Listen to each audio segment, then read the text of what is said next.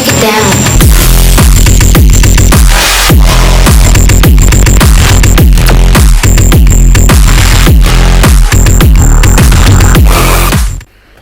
Hello ladies and gentlemen, and welcome to another review. Today we are with COD Zombies. Cold War.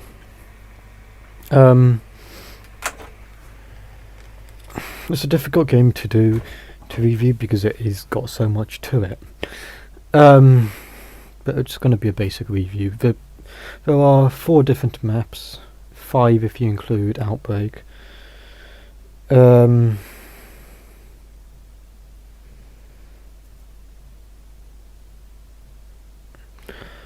And the Outbreak I don't like that much. The one in the background at the moment has got to be my least favourite map.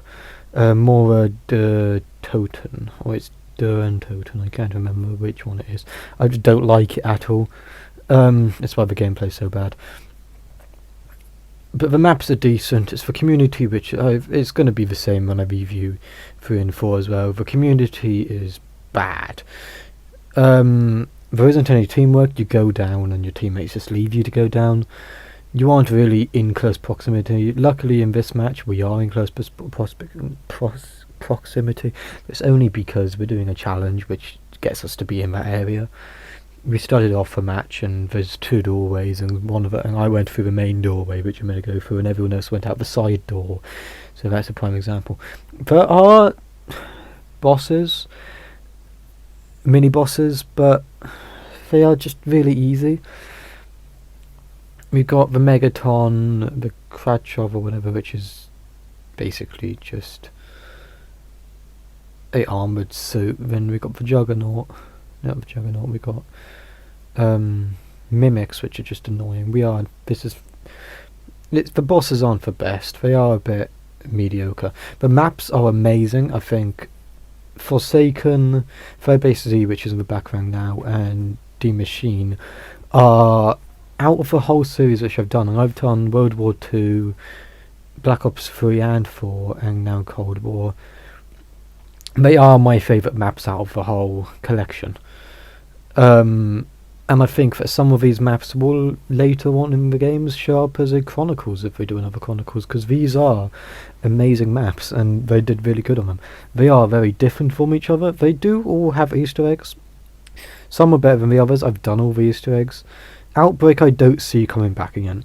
The Vanguard Zombies did take up the whole of Outbreak in their first game, in their first Zombies map, and it didn't go down at all. But they are very creative. Some parts of it are repeated. Like at the moment we're doing the power generators, which are the same as Origins and Giants, I think. And they can get invaded and all that. So it's a reused idea, but they do it in a way that is different.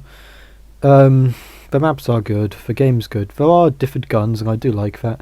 The guns do have attachments, and some guns are better than others. I normally run the M16 or the Hauer, but you do see me later on using the battle axe, mainly because I like to use the battle axe as just a piss take. I do think that they should have added more maps. I think 4 maps, not including Outbreak and the weird side ones, aren't enough. There is 4 main maps, isn't really enough. It does get a bit repetitive.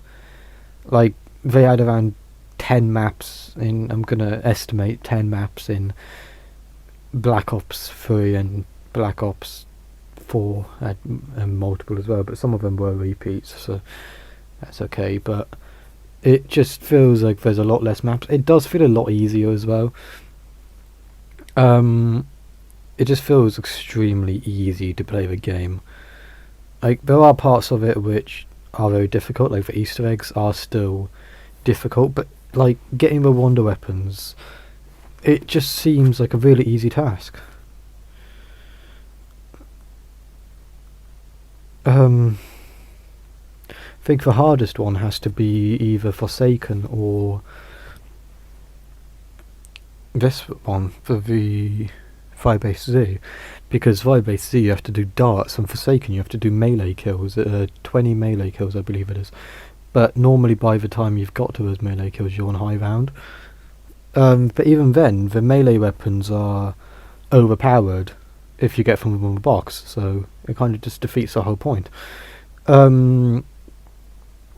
Box is very repetitive. It's one of the only downsides of the game. It does keep giving terrible stuff still. They haven't really made it useful.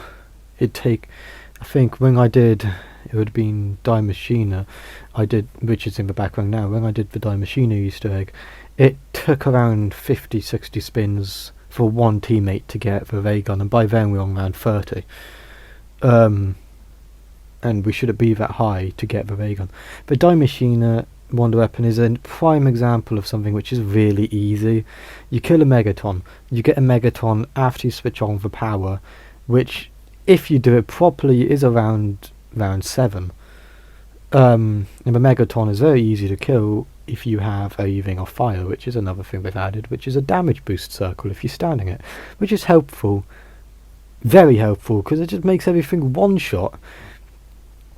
And you have to collect a key card, then run down and collect a device, which you get from you have to get from the key card, and then it's just, I think it's like capture like 30 zombies in a thing, which is like a Hoover, and it kind of just, it's an extremely easy Wonder Weapon, and it is a bad Wonder Weapon as well. I'm not a big fan of the D Machina one. Forsaken has to be the best. It is, if you watched the best of the year, it is the Crystal Axe, and it's really good. It is an amazing one. I do love the Crystal Axe. The Mordor and Totem or whatever is meh. I liked it. I like its creativity. It's a pistol which can transform into other type of guns.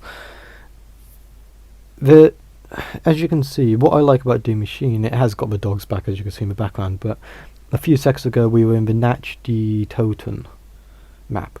It is a extension of the Natchdi Totem, which, if I have the name correct, it is the smallest map ever built, and it's an extension, and it's not trying to be an extension, it is a separate mapping itself, just with the addition of the smallest map put into it. It's the outside. There's a Megaton. It has got, each thing has a side Easter egg. Forsaken has a pizza run, which has the chance of giving you, well, Forsaken has a lot. We are on Forsaken now. Forsaken has a pizza run and a lot of others. D Machine has the coughing dance, which you've just seen.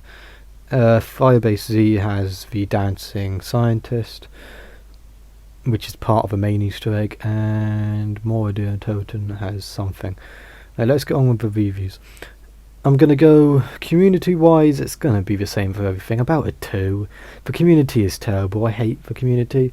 Me and Sky play it together and it's a task to actually play it.